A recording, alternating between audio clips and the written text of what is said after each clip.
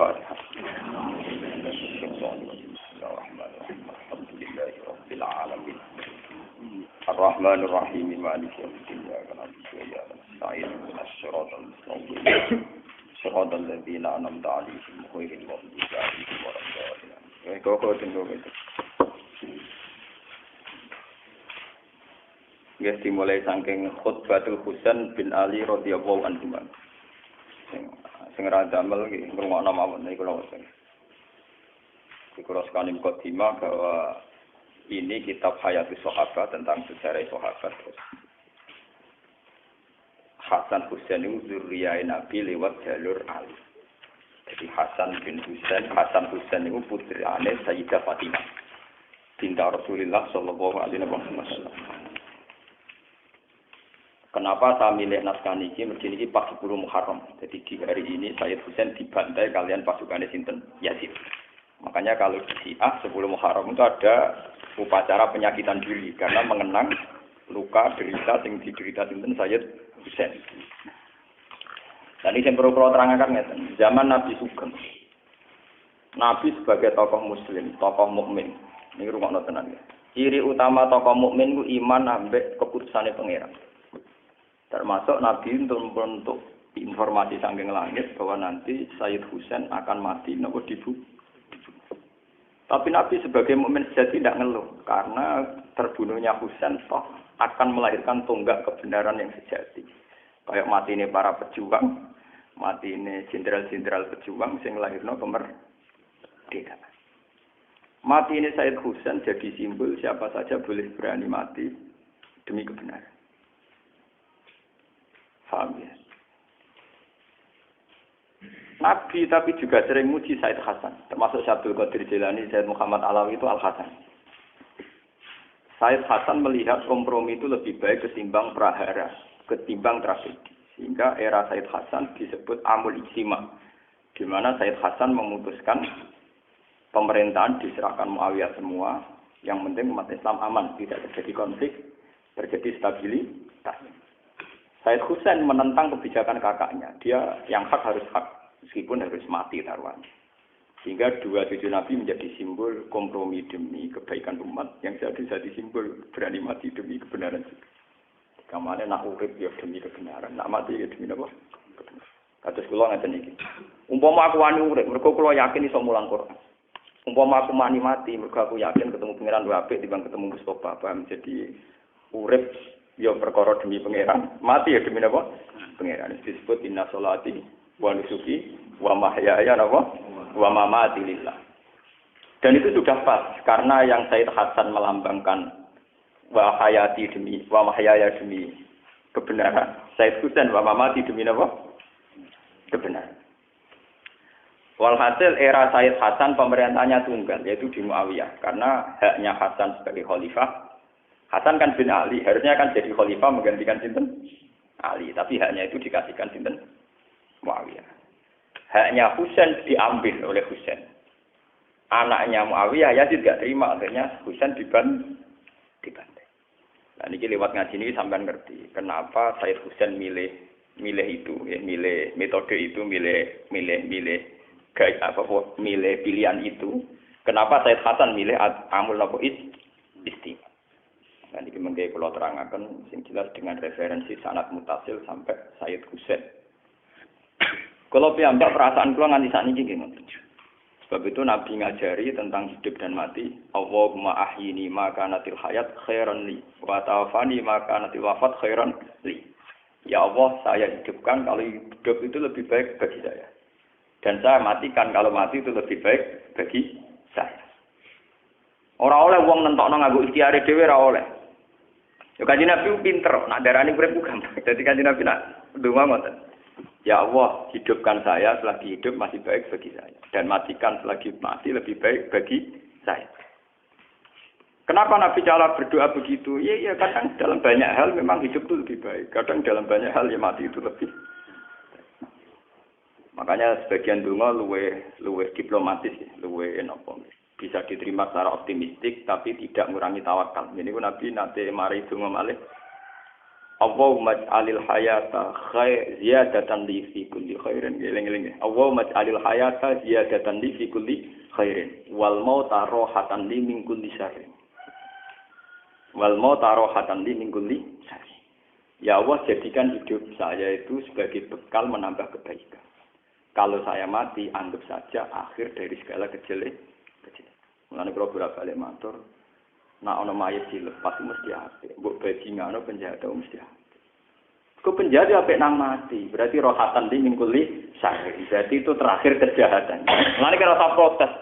Sauri-uripe zina maling kok saiki dilem apik, tetep apik matine. Menang bar kejahatan. Paham? Iku Nabi dhisik ngajarkan memang begitu. Hidup dianggap potensi ziyadatan fikul khairin apik, mati dianggap rohatan min kulli syarrin. Akhir dari segala kejelekan. Akhirnya apa yang terjadi? Wong ambek Allah husnudzon tok. Jadi kok Mustofa paling urip ya. Gusti kula isih urip berarti iso ngamal apik. Engko nek mati tok. Gusti, mati kula kiai kadang salah. Lah mati kula anggap mawon ngakhiri kesalahan niku, paham? Paham. Jadi ora usah ngeluh, nek mati ora usah napa? Kan ya nek mati ya Allah, kula urip kangge saya sak niki mati. Anggap mawon potensi kejahatan kula berakhir di sini. Di sini wal mauta rohatan li min kulli syarrin, dan kematian adalah akhir dari segala keburukan. Ya sudah. Misalnya kita jadi bapak, anak urip sukses rumah tangga. Lah anak mati nak nol luwih apik kanggo anak. Itu udah kurang. Makanya itu kan orang itu harus ono rasionalis tapi tetap tauhid.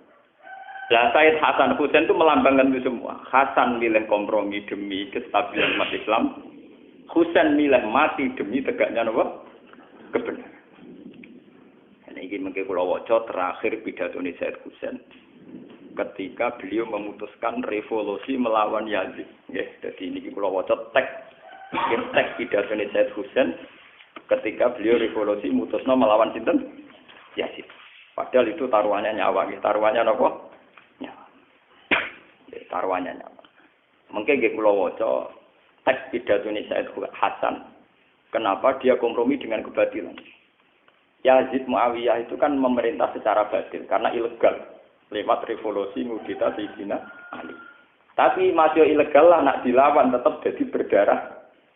Nah, lewat perhitungan ini saya Hasan milih kompromi, paham ya? Sebab itu sampean lewat ngaji ini akan tahu kan apa yang milih kompromi ini monggo. Ya lanjutkan berarti pasti. Nak milih revolusi ya monggo, tapi semua harus konsekuensi tanggung jawab jenengan dengan Allah Subhanahu wa taala. Ora usah tanggung jawab ning konstitusi ning MK itu urusan hukum dunia. Tanggung jawab ning kersane Allah Subhanahu wa taala. Ini kula waca kenapa Said Husain milih melawan, yang berakibat beliau dibantai secara menggenaskan. Nah, Said Hasan milih kompromi karena takut berdarah-darah bagi umat Islam. Karena kalau Hasan itu ngelawan, artinya kubu Hasan yang ribuan di belakang Hasan, kubu Muawiyah yang ribuan di belakang Muawiyah. Jadi kalau era Hasan itu menangi Muawiyah, Pak. Kuat ya, menangi sinten? Muawiyah. Era Husain pun era sinten ya? Yazid. Jadi gampangannya setelah Rasulullah itu sing mimpin Abu Bakar. Mimpin sedelok ya berakhir tragis. Umar mimpin sukses, mati ini ya tragis dibunuh. Utsman fokus ngurmat Quran, akhirnya gak ngurusi pemerintahan, mati ini dibunuh. Ali mati ini dibunuh. Akhirnya sausai Ali dipegang oleh Muawiyah, orang yang gak jelas dapat mandat dari siapa tapi sujud mimpin. Sebab itu kepemimpinannya Muawiyah banyak yang tidak ngakui karena mereka milih mimpin Hasan karena putrane sinten? Sayyidina sinten? Ali. Hasan ngerti gelagat Muawiyah tidak mau kalah, nantang perang, cukup pek-pekan. Apa? Pek. Cara Gus Dur ora dadi presiden ra paten. Penting ora ana pasukan berani mati, ora berani hidup iku penting ora hidup, paham? Terus ketika Muawiyah ganti teng Yazid, Yazid itu anak sinten? Muawiyah. Husain melawan, nggih sinten apa? Husain. Ben sampean ngerti bahwa cara melawan mereka itu demi kebenaran, bukan kayak kita demi kekuasaan. Lewat pidato ini nanti sampean ngerti betapa Hasan milih damai ya demi Allah, Husain milih mati juga demi Allah. Orang mati nekat, paham ya? Sing damai ya ora krana golek gelimangin apa harta. Niki pentingnya ilmu. Jadi lewat sanad sing mutasil, problem-problem sing dihadapi para sinten sahabat. Kula waca iki pidato ini Said Husain riyen. Bismillahirrahmanirrahim. Walhasil terus Said Husain ini sing milih mati. Ayuhan nas ini sing mulai ini sing wonten harokat. Ayuhan nas inna Rasulullah sallallahu alaihi wasallam qala man ra'a sultanan jairon mustakhillan li haramillah nakisan li ahdillah mukhalifan li sunnati Rasulillah ya'malu fi ibadillah bil wal udwan falam yughayyir alaihi bi fi'lin wala qaulin kana haqqan 'ala Allah ayyudkhilahu madkhala. Man desapane wong ro ayu ngerti sapa man sultanan ing raja jairon ingkang dolim. Wong sing ngerti penguasa dolim. Mustakhilan ingkang ngalalo li haramillah maring barang sing diharamno Allah. Misale ngalalo pornografi, utawa ngalalo barang sing ora Allah haram. Nakisan ternentang li ahdillah maring perjanjiane Allah. Mestine segala potensi diri kanggo ibadah malah dinggo hal-hal sing maksiat. Mukhalifan ternyulayani li sunnati Rasulillah maring sunnah Kanjeng Nabi. Wes ngono ya amaru nglakoni sapa sultan fi ibadillah bil ismi lan dosa wal udwan lan ngoyo. Hubungane kowe wong men keliru wae. Keliru artine ngene. Sing kroni disugya-sugya. Misale kados wong kadung keliru, mbek wong sugih wedi, perkarane wedi sugih. Ambek wong larat otoriter, dianggap budak. Wong nak kadung keliru kan. Ambek wong ayu nafsu, akhire ya zina. Ambek wong elek ngenyek, akhire pelece. Wong nak ditetir ra bener. Ra wong ayu sahabat ya dosa, ra wong elek ngenyek. Elek kriting pesek ireng. Wong nak keliru kancanan tiyang nggih ngoten. Roh bupati wedi krana sugih, ya dolim wong kok wedi bupati ya. Roh wong larat tukang sampah nyek, wong kok dimo dadi tukang. Lha itu jenenge keliru terus Mas. Nek ana sultan sing ngene iku jenenge keliru terus. Roh wong elek nyek, roh wong sugih wedi iku keliru terus. Jenenge ya'malu fi ibadillah bil ismil udwan. Falam yughayir mongko ora nglakoni perubahan sapa man alaihi ing atase ikilah ism utawa ing atase sultan bifi'len kelawan satu aksi perilaku wala kaulan ora pengucapan. Karena mongko ana ala wa haqqan. Apa mesti nglakoni ayut khilahu matqalahu, mesti dilebokno neraka. Sebab itu Said Husain berpendirian kalau ada sultan yang zalim kita harus nglawan. Cek nglawane liwat fi'lu, cek kaulu, cek engko senajan to berakhir kematian. Mergo nak orang nglakoni perubahan sultan mesti mlebu neraka. Nah, jadi yang penting menunjukkan bahwa kita melakukan perubahan. Ini kuman ro'amin kemungkaran fal yuhiru napa biadihi fa ilam yastati fa bilisanihi fa ilam yastati fa biqal harus tetap melakukan perubahan. Jangan sampai kita mendiamkan kemungkaran. Meskipun hanya lewat qaul, tentu dalam konstitusi modern kayak kita berbangsa sekarang, minimal lewat qaul. Minimal lewat apa? Liwat kaul itu penting, senajan to kowe ora usah revolusi liwat fi'lu, liwat perilaku akhlak. Misalnya ngeten, kita akan selalu mengatakan nak payudara wanita itu aurat. Kita akan selalu mengatakan nak paha perempuan itu apa? Aurat. Terus kita meyakini bahwa secara hukum demikian. Terus kita akan ngomong gitu terus. Meskipun kita tidak bisa bikin undang-undang tentang bahwa pornografi dilarang oleh negara. Kita tidak bisa bikin undang-undang kalau pornografi harus dilarang oleh negara. Tidak harus begitu, tapi kita ngomong terus. Kalau itu haram, kalau itu haram. Pentingnya apa? Jangan sampai hukum Islam itu kemudian diyakini mentoleransi hal-hal yang kayak begitu. Haram loh ya, memperlihatkan payudara bahwa itu haram. Tapi bahwa Islam itu kafah, Islam itu sempurna, komplit, ya kita harus begitu. Misalnya saya sering ditanya, Gus piye hukume wong wedok kota-kota yo, katokan cekak nggawa rukah marang masjid. Mbok hukume wong fasik wong ape marang masjid jamaah. Mbok hukume wong saleh wong oleh macak blok. Tak jawab ngene aku takon. Lah iya pentingnya Islam sempurna yaiku pangeran sing iso ngitung dhewe kok bingung. Soal urusan aurat dia salah karena tidak Islam. Soal berjalan ke masjid dia benar karena menuju apa? Masjid. Kowe ra iso mukul rata karena dia maksiat terus kok hukum iku wong fasik. Karena dia ke masjid kok hukum wong saleh. Wong dia melanggar napa Mulane dari Ibnu Abbas, Ibnu Abbas itu wong paling alim tafsir, ini sahabat Kanjeng Nabi. Pada akhirnya ayat yang kita pakai ila yaumil qiyamah, fa may ya'mal mithqala dzarratin khairan yarah, wa may ya'mal mithqala dzarratin syarran yarah. Pada akhirnya kita ini hanya punya ayat itu. Maksudnya itu ya ana hitungane dhewe-dhewe. Napa ana hitungane? Dhewe. Nah sekarang fenomenanya di zaman akhir kan begitu. Malaikat zaman akhir umpama manusa ku bingung, untung malaikat ora perlu bingung ora manusa. Artis-artis yang kelar umroh itu baru kayak pornografi. Baru kayak nari pornografi duwe akeh kelar umroh.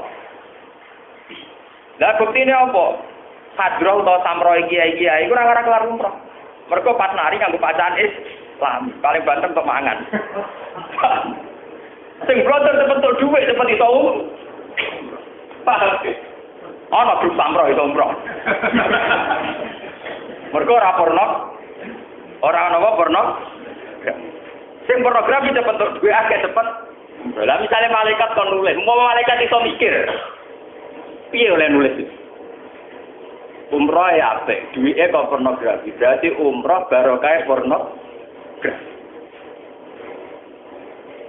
Untung malaikat ra bakal mikir. Akhirnya ditulis sama amal sekolah daratin khairai. Mulane goblok-gobloke wong Islam nek melarat kepen umroh iku goblok-gobloke wong Islam. Wis melarat kepen haji ya goblok-gobloke wong Islam. Harusnya kalau kita sudah pakaian aurat sesuai muslim. Misalnya sebagai muslimah dia ini tutupi aurat. Kudu syukur mbek pangeran karena sekarang juga detik ini juga dia nglakoni perintah Allah yaiku nutupi. Dia ora usah ngeluh nek ditakdir ra iso haji ra iso umroh. Mergo nutupi aurat itu bagian urgen, bagian penting dari syariat itu. Kudune dekne bangga syukur ra usah ngeluh. Iku artis wong fasik-fasik diparingi umroh, kok aku wong saleh ra diparingi. Goblok nang ngeluh ngono napa? Dia harus syukur. Lah kok kepengin barang lha opo dengan statusnya dia sekarang yang miskin dari awal cara Islam ora tau wajib. Wong barang ra wajib kanggo dekne kok dikepingi. Paham ya? Dengan status duit ning kotak mau 5.000, berat kok setengah kilo, kuwi ora tau wajib dene. Ora perlu kepengin, paham napa? Ibadah dekne cukup sabar sampai nutupi aurat itu diterusno. Ora kok malah kepengen nutupi aurat akhirnya saiki aksi porno. Akhirnya sangka jenenge Islam dadi jeneng ra Islam. Ada loh artis-artis jeneng asline wis Islam kabeh. Paham ya? Tapi kalau jeneng Islam perilaku Islam ra juga terus akhirnya jenenge jelas tapi lakune napa? Jelas. Ben tetep ketok Islam kadang umroh. Ya ngono kuwi ora usah mikir iku hukume piye. Piye lah kowe ora pangeran ada mikir hukume. Ben ngono. Ben pangeran lho sing ngukumi kira sama melok. Wong kanca kula nak cerita, kanca kula kan kata sing kerja teng Mekah. Artis-artis Gus nak umroh jeneng wis. Oke kok ora. Mari donga kula. Lagi dibayar piro? Wae Gus. Nak nangis suwi bayar kula tambah. Cangkem. Jadi ini tukang mandu artis-artis. Kenal dia artis nasional. Ini tak omongi kanca kula. Kowe kurang ajar nemen-nemen. Lha kowe mau wani marai donga carane tawaf piye saiki ngono ya. Kowe wani marai carane nutupi aurat agak wani. Mboten wani lha iku ora termasuk marra amin kemungkaran apa? Balik. Cara aku kiai ini tak omongi ora usah donga tawaf ora wajib. Sing wajib ning Islam nutupi aurat. Kudu ngam tawaf keliru ora apa-apa. Paham? Ya tapi ya terapayu, Pak. Nah, keyakinan Said Husain, kebenaran harus diomongkan terus. Siapa melihat kezaliman dan tidak ngambil langkah, entah itu fi'lu, entah kaulu, itu mesti mlebu neraka. Itu keyakinan Said Husain. Sehingga dia bertekad melawan pemerintahan sinten ya. Sampai akhir ini ngaji tentang Said sinten. Lu penting loh, maksiat kita omongkan terus penting. Minimal nganggo omongan. Kulo nu penentang keras nek ana kiai sopan. Meskipun mungkin suatu saat aku ya sopan, tapi aku tetap penentang keras nek ana kiai kesopanan teman-teman. Sampeyan tak critani. Barokah zina iku jorok. Iku barokah omongan elek, cangkem elek. Iku wong nek anak zina darane anak jadah. Cara Jawa anak zina darani lonte. Umpama bahasa iki dikamuflase kaya zaman dhisik. Dari wong tukang zina dianggap wanita harapan. Paham ya? Nanti tidak ada penjorokan barang jorok rajarani nopo jorok. Nanti ke depan mungkin era cucu kita hukum wis rubah karena diperhalus sekarang lama-lama wong wis ra roh hakikate hukum. Bodoh ini dari darani seni berpolitik. Paham ya? Ngakali dari seni diploma. Paham ya? Senyum mergo tugase dadi PRJ dari bagian dari marketing. Sakjane kan kudu jelas. Nah kamuflase, nah rekayasa apa? Rekayasa.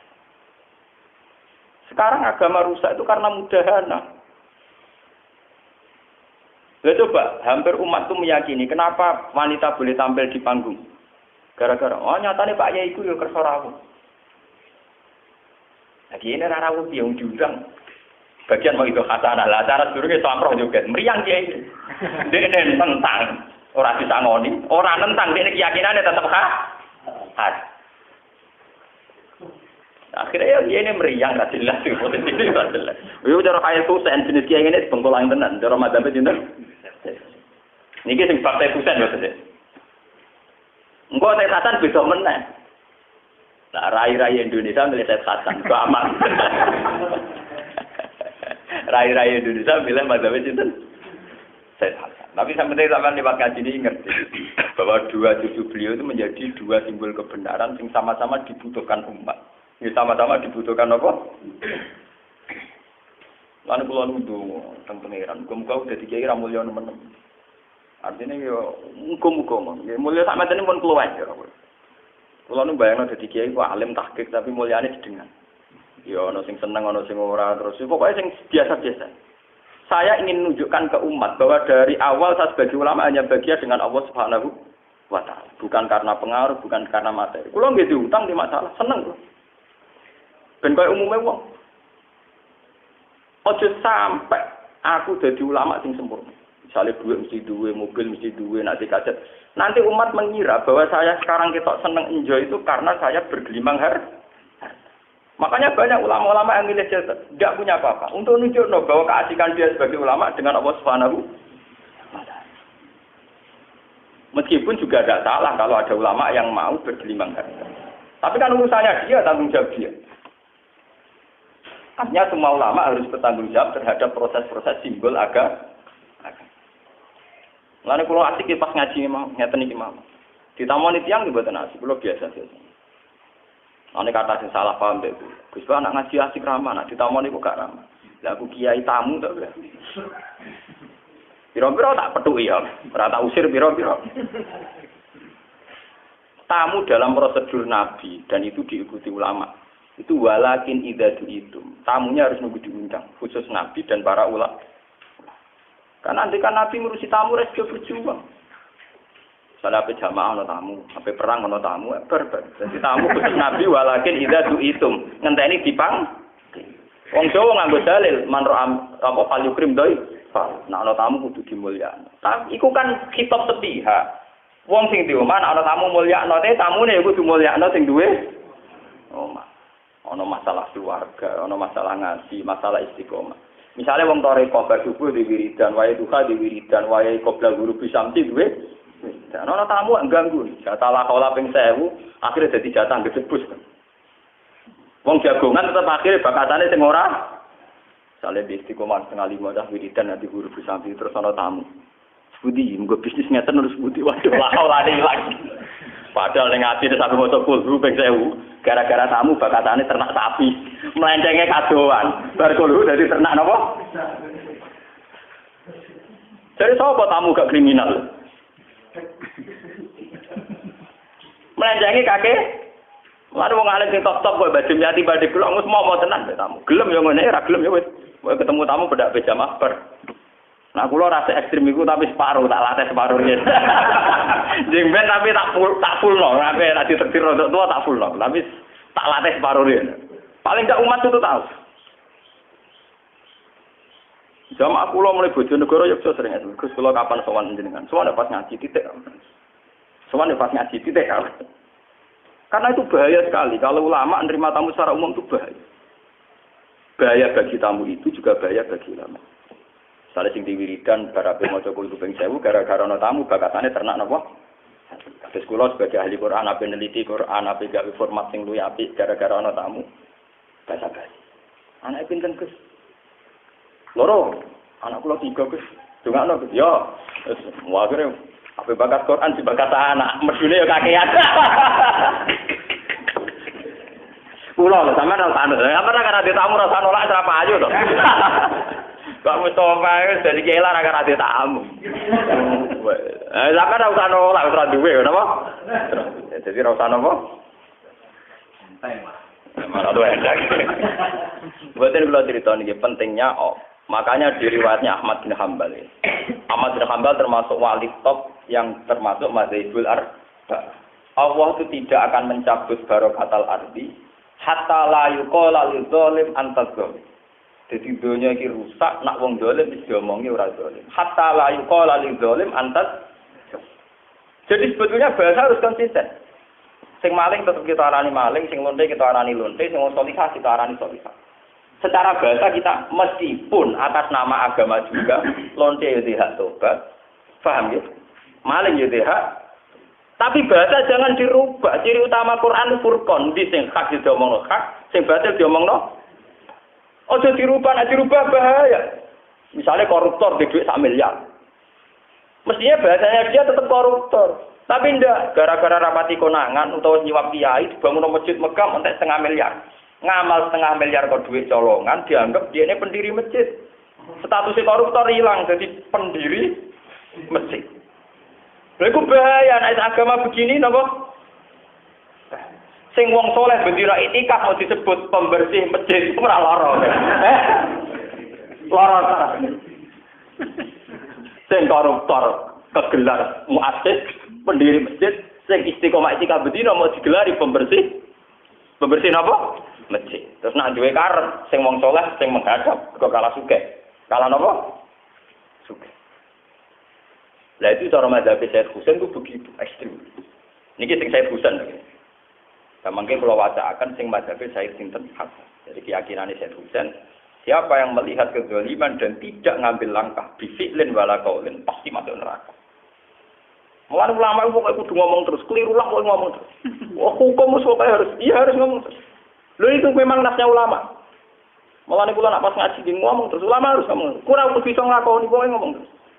Sampai ada hadis idza zuharatil fitan wal bid'ah falyudhiril alim ilmahu wa illa fa alaihi la'natullah wal malaikati wan nasi ajmain. Kalau sudah ada fitnah, ada bid'ah, maka orang alim harus memperlihatkan kealimannya.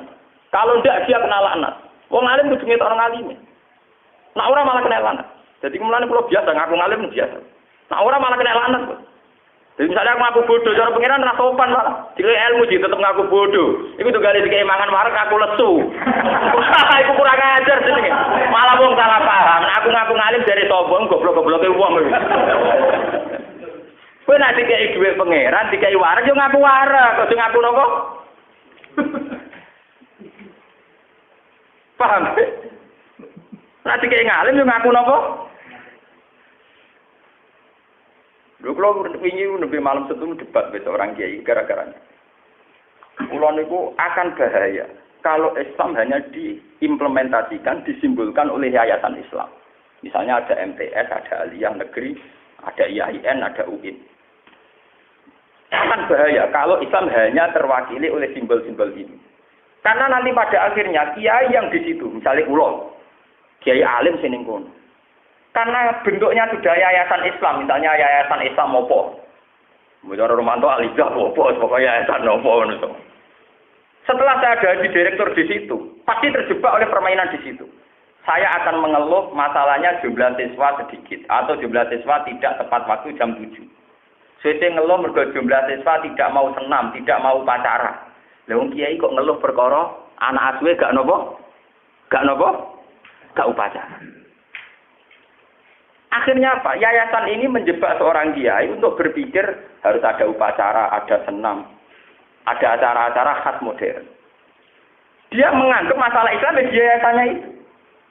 Kalau terjebak, loh, maksud saya kalau terjebak. Kalau dia sebagai kiai kafah tentu tetap berpikir di ujung pedalaman Purwodadi misalnya ono agama sampean sing nyembah gambar Soekarno, di ujung sana ono Lia Eden, di ujung sana ada Musodeh, di sana pedalaman Sulawesi ada Alarm Mahdiah, engko sing ramat-lamat ya ono Syiah, Wahabi, iki piye mestine? Mestinya kalau kita kafah berpikir tentang polemik-polemik terhadap aliran Islam sing macam-macam. Tapi kalau kita sudah di yayasan, kamu hanya berpikir tentang problem di yayasan itu. Dan gue ngerasa pejuang Islam hanya karena mimpin yayasan ini. Padahal itu tertutup sekali. Saya pondok gontor ya gontor tok. Misalnya yayasan di saya tok. Di sini tok. Bagaimana kamu jadi kiai merasa kafah, merasa komplit kalau kamu hanya sebatas di yayasan itu? Ini kalau ngomong mbek direktur alia. Ya tak omong, yang kita ngaji jenengan kok perlu jadi direktur kan halus sulit. Pertama padahal nawani kula. Derek mucal Gus. Mulang opo? Nggih mulang teng alia. Ya nak mulang gelem mergo kiai jan begane mulang. Saya nak menjadi anggota mau bener jelas. Ulama sih, Bu. Enggak terus aku laporan kue, enggak nak kurang hadir buat tegur, kiai coba tegur. Kurang hadir buat, enggak seragam juga masuk buat tegur, kiai coba tegur urusan keliru carane nganggo sabuk.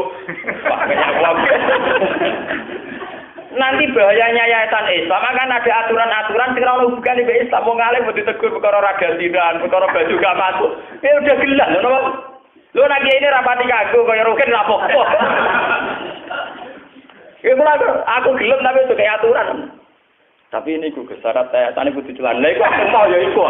Kowe ora ngajar tenan iki, Bu. Mbak. Kalau tidak yayasan Islam tidak apa-apa. Tapi ini kan ngatasnamakan lembaga apa? Islam.